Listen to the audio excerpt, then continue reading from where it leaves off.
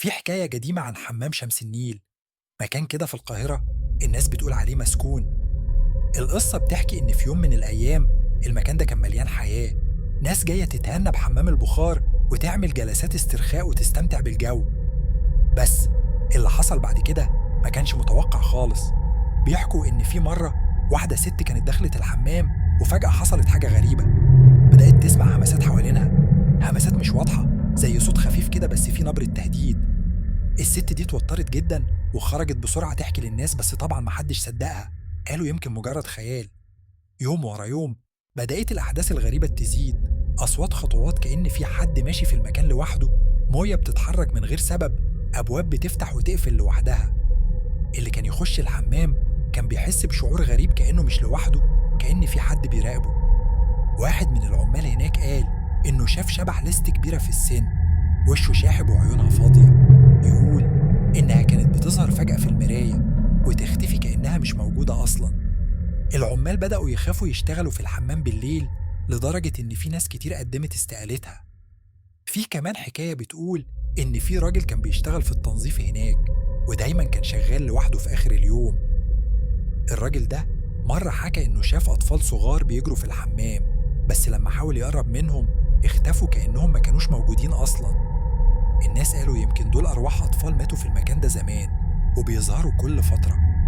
مع مرور الوقت الحمام بقى زي ما يكون مهجور، قليل قوي اللي بيقرب منه، وأي حد يدخل ويحاول يقضي وقت فيه بيخرج بسرعة بسبب الجو المرعب اللي فيه.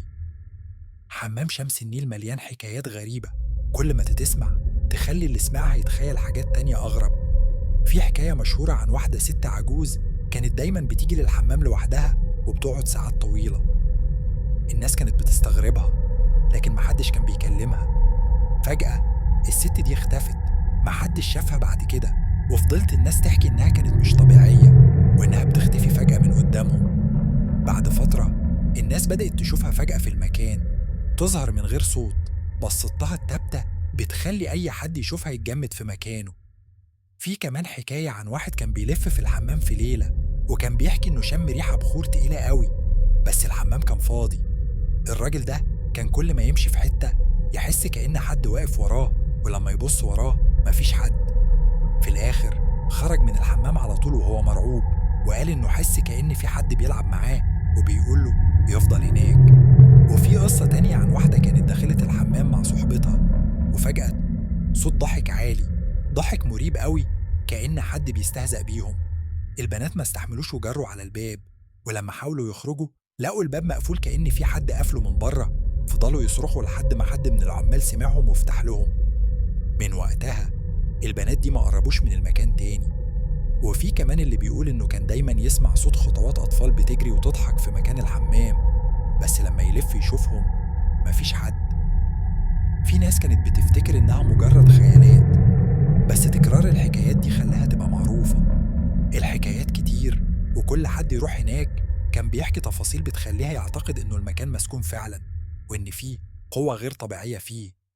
في حكاية عن عامل كان شغال في تنظيف الحمام، ودايما كان يفضل متأخر علشان يخلص شغله. الراجل ده كان دايما يقول إنه كان بيسمع صوت ناس بتتكلم، همس كأنهم بيتناقشوا في سر كبير، ولما يقرب يشوف في مين يلاقي المكان فاضي تماما. مرة جاله فضول يشوف مصدر الصوت ده إيه، فقرر إنه يفضل سامع ويحاول يركز. فجأة حس كأن في إيد خافية شدة من هدومه وجرته لورا، فخاف وخرج يجري من المكان ومرجعش تاني. في كمان قصة بتقول إن في ست كانت دخلت الحمام مع بنتها الصغيرة، فجأة البنت بدأت تبكي من غير سبب، وتقول إنها شايفة معمو غريب واقف في الزاوية وبيبصلها. الأم حاولت تهدي بنتها وتقولها مفيش حد، لكن البنت فضلت تصرخ وتقول إنها شايفة راجل كبير وعينه فاضية من غير أي نظرة أو تعبير.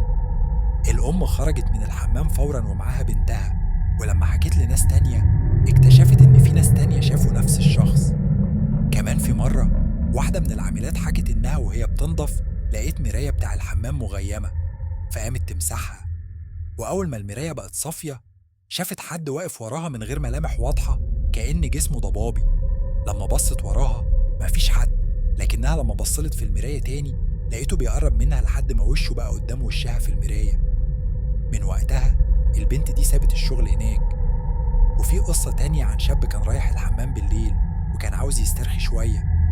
بعد ما دخل حس كأن في شخص بيتبعه كل خطوة. سمع صوت حد بينادي عليه باسمه من بعيد لكنه كان لوحده. لما حاول يخرج لقى الباب اتقفل لوحده، وفضل يدق على الباب لحد ما حد من العمال فتح له. بعدها حكى لهم اللي حصل، لكن محدش قدر يفسر ايه اللي خلى الباب يقفل. الحمام بقاله سمعة مخيفة مع مرور الوقت، والقصص اللي كل حد كان يحكيها عن تجربته هناك خلت المكان يتشهر كواحد من الأماكن المسكونة في القاهرة، لدرجة إن في ناس بقيت تتجنبه تماماً خوفاً من الأحداث الغريبة اللي بتحصل فيه. لو عجبتكم قصة حمام شمس النيل والأحداث الغريبة اللي بتدور حوالين المكان ده، متنسوش تكتبوا رأيكم في التعليقات وتقولوا لنا إيه أكتر جزء شدكم. لو بتحبوا النوع ده من القصص المخيفة والأساطير المصرية المرعبة، اشتركوا في القناة وفعلوا الجرس علشان يوصلكم كل جديد. استنونا في حكايات تانية مخيفة أكتر وأسرار غامضة